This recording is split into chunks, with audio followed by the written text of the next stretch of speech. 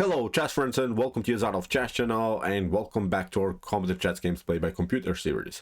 So in this series we're following some great games that have been played by top engines and today I've prepared a beautiful sharp attacking game played by the two top engines Stockfish 15 and Leela C0 in a beautiful Queen's Indian defense. And the cool part about this game is that we'll see again an epic endgame, I think, which is really hard to evaluate actually who is better, with really some cool tactical ideas than also in the endgame stage. Be prepared, this will be a long run game, but in my opinion it had everything: opening, perhaps really great tactical shots in the middle game stage, but also then really cool end game strategy. So let's see now the game. Stockfish played here with the white pieces and opened with the move d4. Leela's response was knight to f6, we have c4, after e6 knight to f3, the counter nimzo or anti-nimzo Indian setup, and now the game transposes into the Queen's Indian defense. And in my opinion the best way here to proceed is to go with the move g3, competing simply on this long diagonal, so it will be sort of a battle between the two bishops here on light course. So in the continuation, bishop to b7, bishop to g2, and now comes a critical line that bothered me many times. This is this double fianchetto style by black, and this move is actually not the recommended move. You should, in my opinion, go here with the move bishop to b4 or bishop to e7. Even, I don't know, d6 is possible, d5 is possible. So you can go in these types of structures, but g6 is maybe an inaccuracy in the beginning, which was actually the prearranged line. But if white doesn't react now correctly, I think white could have many positional problems. So in the continuation, we have now knight to c3 and bishop to g7. And now what many of us would maybe do is here to move kingside castling, and this move could be met, I think, with a very early e4, knight to e4 move. And in my opinion, from this point on, black has at least equalized the game. Black is cementing now a very important square in the center of the board. The e4 square liberates simply here the long diagonal also for the Dashko bishop, will eventually castle kingside, and in the near future we can even break c5, d5, and I think black could have really solid game. So that's why after move bishop to g7, white needs now to play the move d5. In my opinion, this is the way to go against the double fianchetto style. I use now this idea many times. I had my issues, I lost many games, believe me or not. I lost really many games in this double fianchetto style. I kind of felt this is wrong what black is doing, but never got into it deeper. Now with the d5 approach, I think you have really great chances, because so far we have a great protection of the d5, and now the idea about this move d5 is that you follow up with your knight to d4 to liberate actually your diagonal. And there are even some threats when you play the move knight to d4. When this long diagonal is liberated, then you have even some tactical shots with d6, discover attack or something, and then to attack the bishop. So in my opinion, this is the way to go. It's a dynamic approach, it's really a flexible approach. You have good ideas in the middle game stage, so in my opinion this is the way to go, as I said, against the double fianchetto style of black. So we have here e takes d5, c takes d5, castling, rook to e8, simply not allowing e4 so far, because if white advances now the pawn e4, we could have sort of a structure similar to the Benoni, not the same, but like in the common Benoni when black is playing d6 and c5. But the main idea then of white is of course e4 and e5 breakthrough. So far black is not allowing at least e4 for a while. But now comes this idea of this particular line, knight to d4. We don't have to play here e4. Okay, we would love of course to do that, but now I think we have a good compensation in the position here from white's perspective. Knight to d4, the bishop is liberated, and as I said, even if you try some ideas of queen to e7, maybe to continue the pressure on the e-file, notice that there is always the threat of d6, discovered attack against maybe some pieces, and then the bishop would be hanging on b7. So in the continuation, we have now a6 by Leela c0, not allowing some ideas of knight to b5. We have now b4 by Stockfish 15, advancing simply here on the queen side, also trying maybe then afterwards to play something like a3, and then maybe with bishop to b2 also compete here in this long diagonal against maybe the Dashko bishop on g7. So also white could go here into sort of a double fianchetto style, but notice with the main advantage of white has always here the space advantage. White is already this advanced pawn on the 5th rank and has now really already I think good chances in the game. So in the continuation, we have now c5. This is the way to go now also for black, because black wants to create now this common common Benoni structure with d6, c5, b6, and then of course to cement something here around the square e5 like in the normal Benoni. So what you should not do, of course, here from white's perspective, and of course Stockfish didn't play, is the move d takes c6. After knight to c6, look at this, knight to c6, bishop to c6, or d takes c6, but actually you're the one that could lose maybe here the battle on this long diagonal. Now the Dutch bishop becomes actually the best piece on the board. Here the knight is a little bit loose, and also the rook could be attacked in the near future on the long diagonal. So that's why after move c5, Stockfish simply takes b takes c5. We have b takes c5, but now from knight to c1, everything is glued together, everything is compact. This move knight to c2 is very important because no good discoveries are possible, because still we're controlling the d5 here with both of the knight and also the bishop. And the cool part is that also if something gets cleared, then also the knight is protecting the rook. In some tactical sequences, if black maybe sacrifices a piece or something, still black needs to even give up then the bishop, at least for the rook. We can still recapture then the potential bishop on a1 here also with the knight. So far also good defensive setup here by Stockfish 15. So d6, now it becomes really a Benoni structure in the center of the board. We have rook to b1 attacking the bishop, and now after bishop to c8 we have also bishop to f4 by Stockfish 15. Continue the pressure here around the square d6. So we have now knight to h5, the bishop is hanging, also the knight is hanging, so the only move is now bishop to d2, protecting everything. But this was a cool maneuver by Stockfish 15, first playing bishop to f4, forcing the knight to attack the bishop, but now the bishop is at least out, and we have now a good protection of the knight on c3. And the knight is still out of game because it's on the edge of the board, and of course it needs a couple more moves in order to be activated again. So far you see nothing special is going on in the position, but still white has a much better development. White still has a better space here advantage, of course, and still black needs to play now 2 or 3 times more with the minor pieces in order to get them into the shape. So in the continuation we have now knight to d7, we have a knight to e3, and now very important move by Leela c0, knight to e5, not allowing this common maneuver of the knight against the Benoni. Many times when you're playing the Benoni defense from black's perspective and white is searching for opportunities, believe me, white will get his knight on c4 many times, and then will try to attack your d6 pawn. And the d6 is actually the main weakness in the Benoni. Actually it's sort of a weakness but also the strength. You see here the pawn is supporting of course the knight on e5, but the d6, if you lose in the Benoni the d6 pawn, I think you will lose the game. Many times I've seen simply the position is falling apart when white manages to somehow grab the pawn on d6. I'm telling this because also in this game it will be, I think, a clear battle for the square, for the beautiful d6 square. So in the continuation, knight to a4, Stockfish continues now with some queenside attack. Is also trying the fork sort of here against the bishop, and then the rook with the move knight to b6. So bishop to d7, knight to b6 anyway, a rook to b8, knight takes d7, rook takes b1, queen takes b1, and now after move queen to d7 we have reached now this position, okay, in which black lost the bishop pair. White is still the bishop pair on the board, but this bishop pair is not so important, I think, in this particular position, because notice this long diagonal of the light square bishop is now blocked out by its own pawn. So this bishop on g2 is actually not the optimal bishop. You would love, of course, to attack somehow maybe this long diagonal. This would be a perfect position if you wouldn't have maybe this pawn, if the pawn would be on c4, and then you slice up here with the bishop on this long diagonal. But now actually the bishop is not attacking anything. The bad bishop is here on g2, of course. So the other pieces are good, of course, of white. Still we can try maybe the maneuvers on c4, maybe to include the bishop into the game, but actually the main goal still remains, it's the weak d6 pawn. So here the continuation, bishop to c3, and I'm not sure how many of us would play this move. This is now a brave move by Stockfish 15. I've analyzed this line at home. I was very curious what's going to happen if you play knight to c3, because you're attacking the king and you are creating a discovered attack against the bishop on c3. This scenario would not be so good for black, because bishop to f3 happens, bishop takes c3, and now we can pick up the knight here on h5. and actually we got rid of our bad piece, because as we said, the bishop was blocked out by its own pawn anyway. Now we at least mess up the pawn structure. Look at this, g takes h5, and now with queen to d3, in my opinion, this is a perfect position.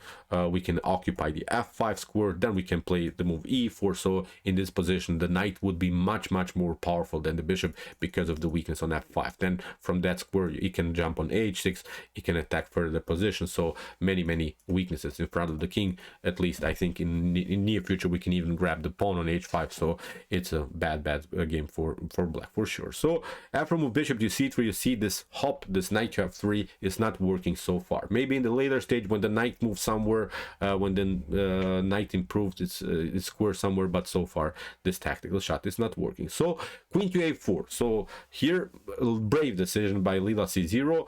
Okay, it's an attacking move, it creates some madness, but actually it leaves now the d6 unprotected. That's now the main issue, because Stockfish sends some blood around the square d6 immediately. Queen to b3, queen to b6 immediately. Maybe instead of this move, bishop to h6 would have been better for Leela c0 instead of queen to a4. At least we're threatening something. At least we're threatening maybe to play bishop to e3, f takes e3, messing up the pawn structure. Maybe this was the way to go, but after queen to a4, now the game becomes really wild. Stockfish plays queen to b6, attack simply the d6 weakness. The problem is now you cannot even play bishop to f8.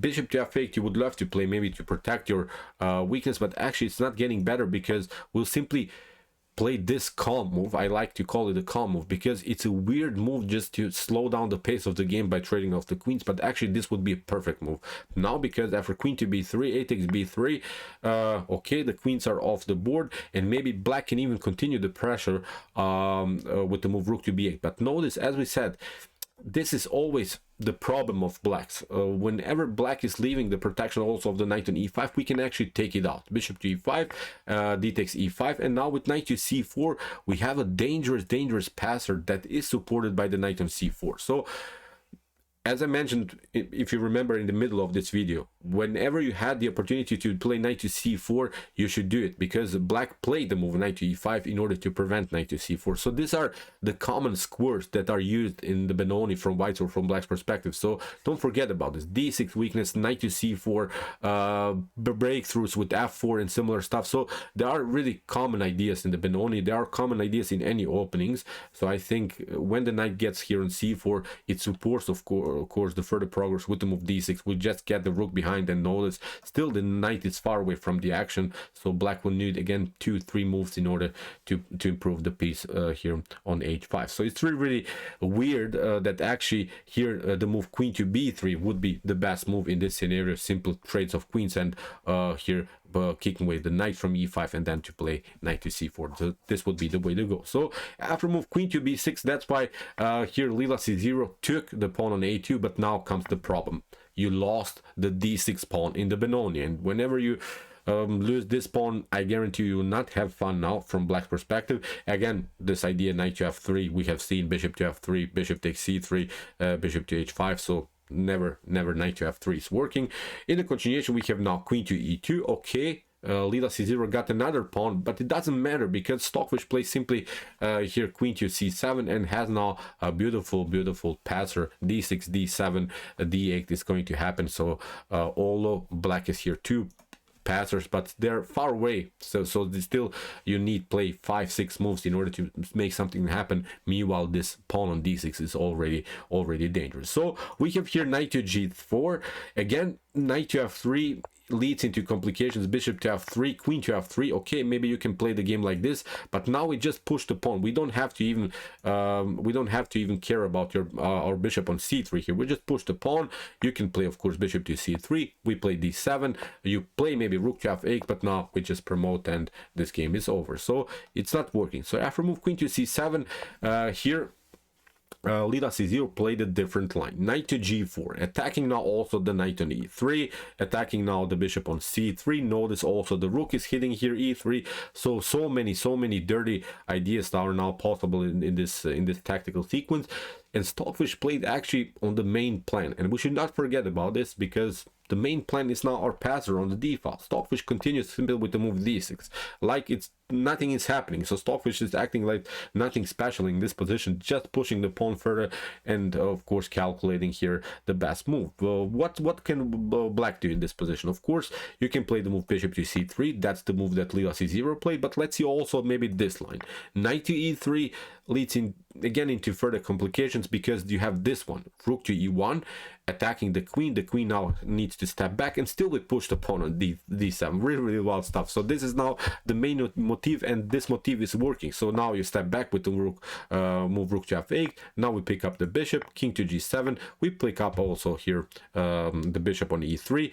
You can maybe try a check, but after bishop to f1, queen to d1, you just play rook to d3. Look at this, we're cutting off. There's no way that you're going to protect the dx square, and now the queen has to step back, and we just promote here to a new queen on d8. You have to give up the rook, and the game is over. So you see, this idea knight to e3 is not working. So that's why Leela c0 took the bishop, the loose bishop on c3, but Stockfish advances now the pawn to d7. We have here rook to f8. Now we have a promotion of the rook, also really mocking here a little bit Leela. Stockfish 15 here, rook to d8, queen to d8, and now after king to g7, we have now this idea. Stockfish plays now queen to e7. Stockfish is now up the exchange, has now 2 minor pieces and a rook against 3 minor pieces, but still it's a weird position. I had really tough time to evaluate my this position in my head, because sometimes, you know, okay, the evaluation is like this, the evaluation is like that, but if this would be human chess, I think many of us would start to sweat, even here from white's perspective, because these are 2 dangerous pass pawns, and still you see the knights are active. This bishop is a very strong piece, so I wasn't sure where this game was going. So after move queen to e7, we have here knight to e3, f takes e3, and now queen to c4. So here Leela c0 has now also to protect the pawn on f7. In the continuation, we have now g4. Stockfish continues to play here aggressively, knight to f6, and now rook to f4. So you see, it becomes wilder and wilder. We have queen to e6. Leela c0 simplifies the game. Queen to e6, f takes e6, and now g5, hitting the knight. We have knight to e8, and now we have reached this endgame after rook to c4. So, really wild stuff. So again, pointing out, this is not so easy to play now, even from white's perspective, because these 2 passers with the support of the knight could be very dangerous. So in the continuation, bishop to b4, it's a must move for black. Black should not lose now any pawns. If one pawn is lost, the game is over. So rook to e4, knight to c7, we have bishop to f1, and now Leela c0 advances also the pawn here on the a file. We have bishop to c4, hitting the pawn on e6. We have king to f7, and now bishop to b3, controlling now both of the squares, the c4 and a4, not allowing black to push the pawn further. Knight to d5, we have king to f2. Many of us, I think, would try to simplify the game, but look at this. This would be a mistake. Bishop to d5, e takes d5. Suddenly 3 pawns are connected to the bishop here. Now the pawns are rolling here. It's not so easy now for white to defend this position, so this is not the way to go. So that's why king to f2. This knight is staying here very active in the center of the board. We have now bishop to d2, king to f3, bishop to c1, and now rook to e5. Very important move. Now, of course, if we manage to play bishop to d5, e takes d5, rook to d5, then it's a different story. Then these 2 pawns are at least not connected. So if you lose also now the e pawn, it could be also dangerous for black. So that's why bishop to b2, attacking the rook. We have rook to e4, bishop to c1, rook to h4, attacking now also this pawn, king to g7, and now rook to a4. So bishop, knight takes e3.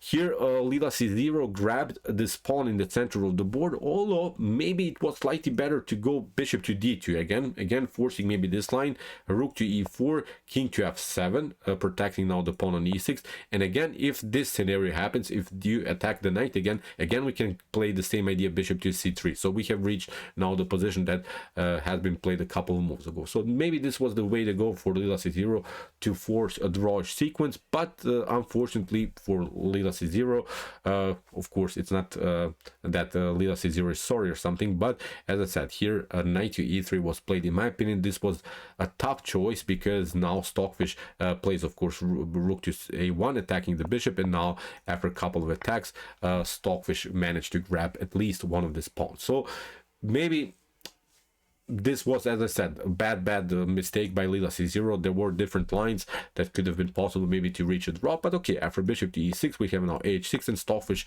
grabs now also another pawn. So you see, this is now, in my opinion, a completely winning endgame here for white now suddenly. So in the continuation c4 we have rook to a7 attacking now the king. We have g takes h6. Here Leela c0 pushed the pawn further.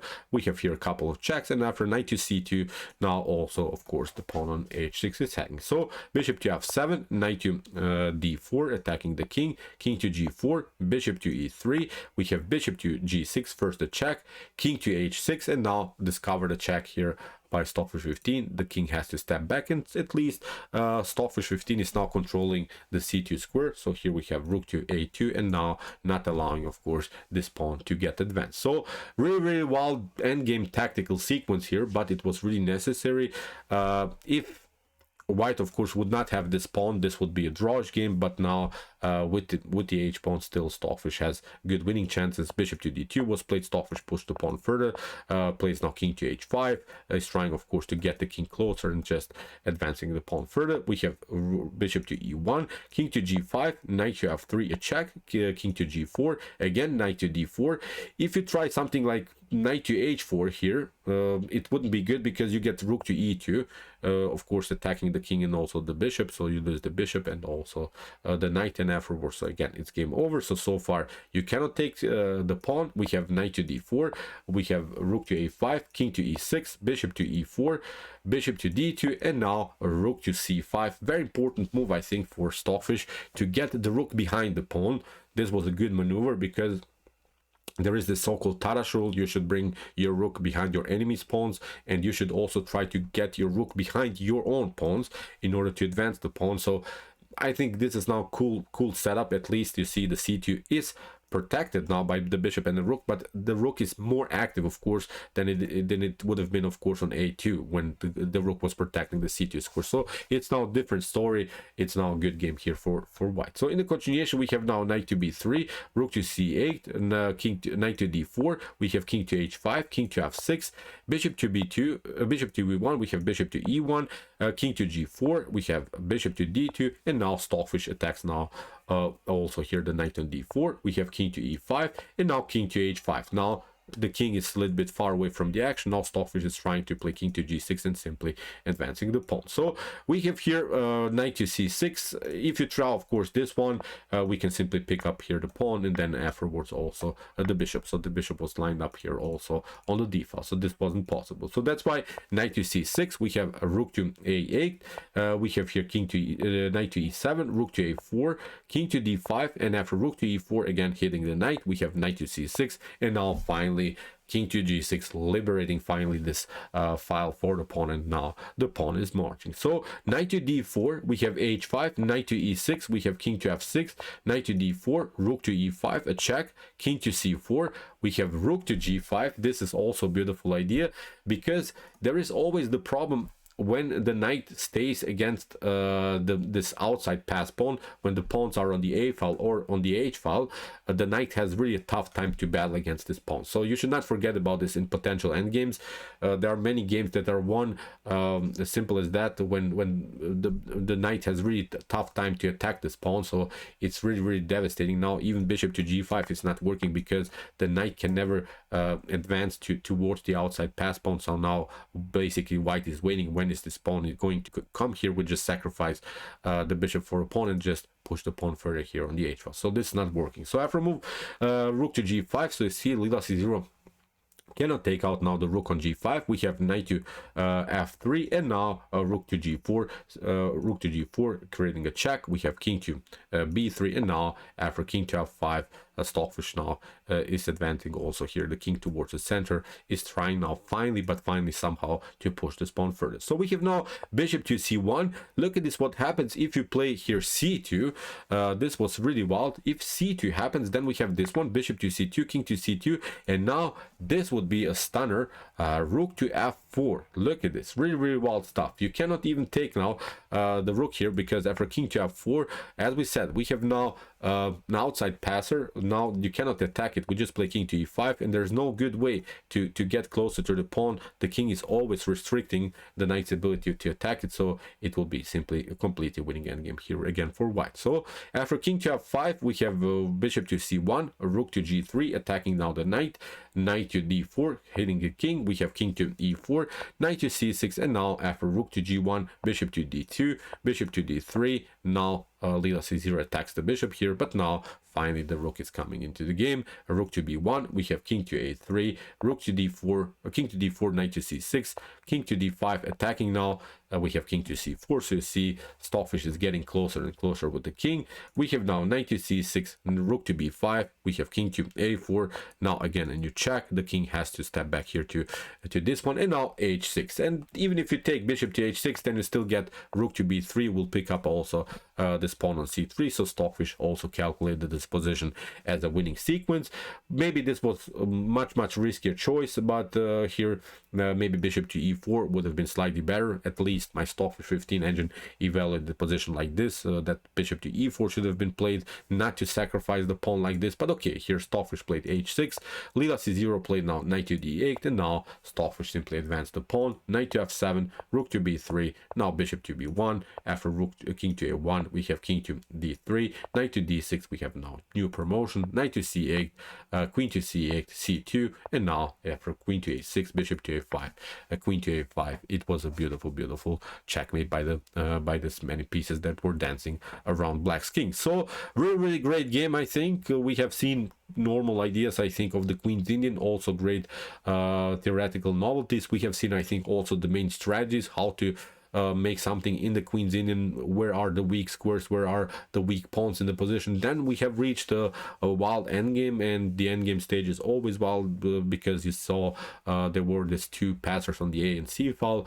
Stockfish managed to activate the pieces. It was maybe a slightly too long game, but I think we should also watch many of these beautiful endgames, because they're not playing the endgames just like that. They're playing also different ideas, and I think we can learn many things out of the endgames played by Stockfish 15, Leela c0, of course, Dragon Engine, and all of these beautiful chess engines. In my opinion, we miss many times winning chances in the endgame. We have seen many times in top grandmaster level that someone had a huge advantage but didn't win the game because they didn't find the best move. So the endgame is really a complex stage of the chess game, and of course the engines are playing really great games. So okay, I hope that you enjoyed the game. I really enjoyed it a lot. Interesting ideas of the Queen's Indian for sure. If you want to see more this beautiful top engine games, check out our Commons Chess Games by Computer series. Here's the link of our whole playlist, and if you like this content, don't forget to subscribe to my channel.